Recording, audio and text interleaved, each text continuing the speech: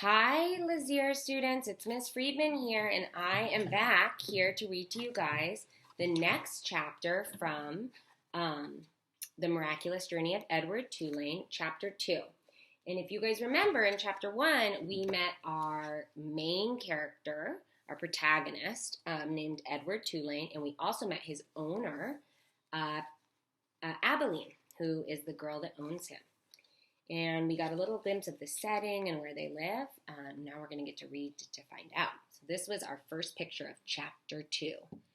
And that's probably a picture of Edward, and that's probably Abilene. So there's some really good pictures in this one. So here we go. And in this manner, Edward's days passed one into the other. Nothing remarkable happened. Oh, there was the occasional small domestic drama. Once, while Abilene was at school, the neighbor's dog, a male brindled boxer inexplicably named Rosie, came into the house uninvited and unannounced and lifted his leg onto the dining room table, spraying the white tablecloth with urine.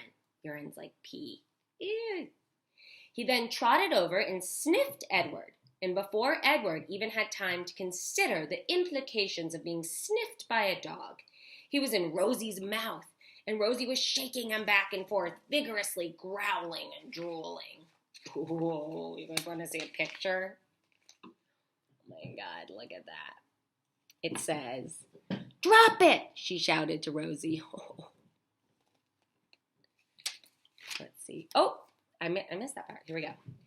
Fortunately, Abilene's mother, I'll show you guys this as I'm reading, walked past the dining room and witnessed Edward's suffering. "Drop it," she shouted to Rosie. And Rosie, surprised into obedience, did as she was told. Edward's silk suit was stained with drool, and his head ached for several days afterward, but it was his ego that had suffered the most damage. Abilene's mother had referred to him as "it," and she was more outraged at the dog urine on her tablecloth than she was about the indignities that Edward had suffered at the jaws of Rosie. Do you guys see the yellow urine on the tablecloth? I do. It's right here. And then there was the time that a maid, new to the Tulane household and eager to impress her employers with her diligence, came upon Edward sitting on his chair in the dining room. "What's this bunny doing here?" she said out loud. Edward did not care at all for the word bunny.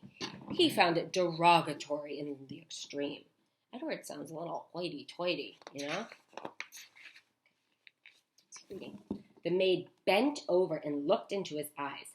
"Humph," she said. She stood back up. She put her hands on her hips. "I reckon you're just like every other thing in this house, something needing to be cleaned and dusted." And so the maid vacuumed Edward Tulane. She sucked each of his long ears up the vacuum cleaner hose. She pawed at his clothes and beat his tail. She dusted his face with brutality and efficiency. And in her zeal to clean him, she vacuumed Edward's gold pocket watch right off his lap.